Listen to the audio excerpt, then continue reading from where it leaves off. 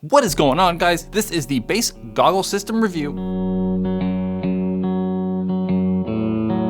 Most of you probably are going to be a little bit unfamiliar with Base, but Base is Virtue's lower end brand. It's designed to fit a market that Virtue's never really served before, that mid-range to lower end market. Base don't really have a lot of products, but one of their bigger products, their main things, is that goggle system, the Base goggle system, or they're calling it the Base GS. They have two versions of it, the thermal version and a single pane version. The thermal version they're calling the Base GSO. It's selling for $45, and then the Base GSF, the field version, is going to sell for $30. There's the Base loader system that's really like a higher end version of a gravity fed hopper. It's going to feed similar to the Proto Primo or Empire Splitter. There's the Base loadout harness that comes in a 4+5 or a 3+4. It's really just a pack. There's nothing super crazy about it. They have the Base ballistic chronograph that's really designed for paintball fields, so it's like a big heavy duty radar, not something you're going to really want at home. And they also have a couple other items like a barrel cover,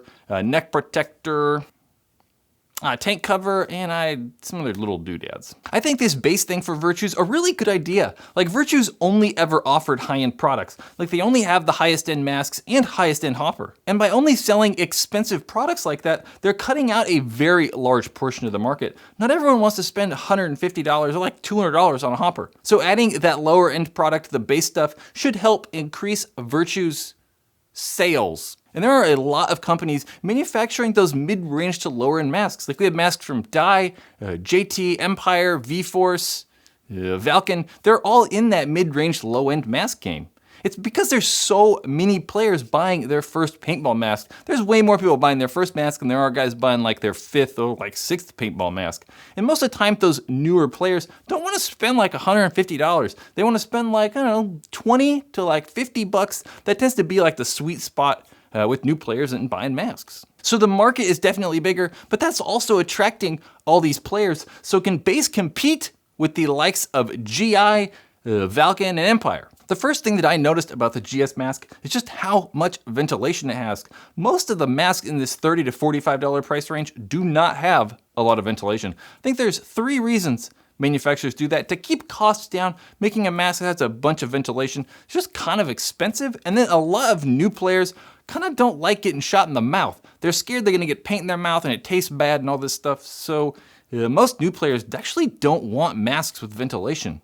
But I think that's just because they're not like knowledgeable and they don't really know what they're looking for, and that's fine. You want a mask with ventilation. And then third, is to get you to buy the high-end masks. Their goal is make the cheap masks not breathe as well, and then have these higher-end ones like breathe better and all this jazz, so it makes it feel like you're getting a better value. But with the Base mask, it feels like to be able to compete with these bigger brands, they've added more ventilation. So instantly you put the thing on and you're like, man, this breathes really well. Like, it breathes just as good as any paintball mask I've ever tried on. So that means it breathes just as well as like a ProFlex or Empire E-Flex. Like, it breathes really, really well. And you want that good ventilation, chiefly just because you want to be able to get a lot of air out, to not keep that hot, humid air in there. It'll rise up, fog that lens over, and then the breathability just makes it more comfortable, right? Your head's cooler, you can get air in and out more, it feels like you can breathe better. It just makes playing paintball a better experience. That breathability helps comfort, but the foam is also really comfortable. It has that dual density foam, sits well against your head, and it's also really easy to remove.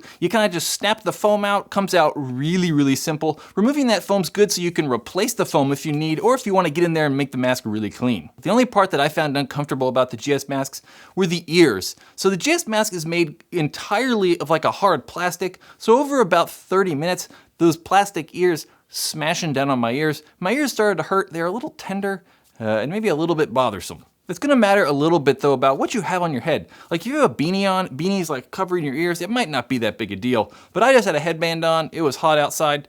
Over 30 minutes my ears started hurting a little bit. I find that to be the case with most of the masks in this price though, whether it's the Dye SE, like the Empire Helix, or the Valken Annex MI7, mainly just because they're all hard, and there's like no padding anywhere on the ears. The only mask that I think's really comfortable that's in this $47 price is the JT ProShield. ProShield's like, I can wear that thing all day long.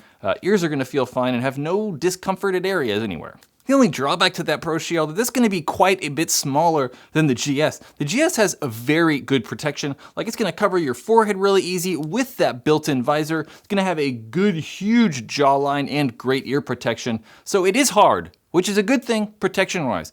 Having it being a hard mask is going to help absorb a lot of that impact from that paintball and just provide all-around protection. That's kind of a common thing with these $40, $45 masks. Most of them are hard, and most of them are going to provide really good protection. Just figured I'd point it out. The GS masks also come with a very good lens system. And like I said previously, there's really like two versions of this thing.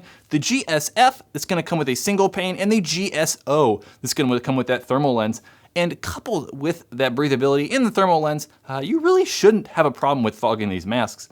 And since the masks are all really kind of made by Virtue, the lenses are very, very high quality. Along with having that removable foam, they also have a very easy to remove lenses. You just pop out the foam, turn both of the goggle straps on each side, pull the goggle strap off, and the lens pushes right out. It's really easy and really quick. Overall, I really like the new base goggles, whether it's that GSF version or the GSO version. They breathe really well, they're easy to take apart, come with good lenses, and for the most part are comfortable. So if you're looking for a mask that has really good breathability and lots of protection, you really can't go wrong with the GS masks, but I really would spend that extra $15, get the GSO version with the thermal lens. It's gonna be worth it in the long run. So for me at that $45 price, the base GSO price, I'm gonna choose the JT ProShield. The ProShield is not gonna provide nearly as much protection as any of those base masks, but it's much more comfortable on the ear area. The lenses are like a nightmare to remove on the JT masks, and you cannot replace the foam,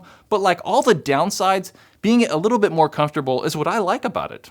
That is the base goggle system review. Which one would you choose? ProShield, base, GSO, or something else? Leave me a comment below.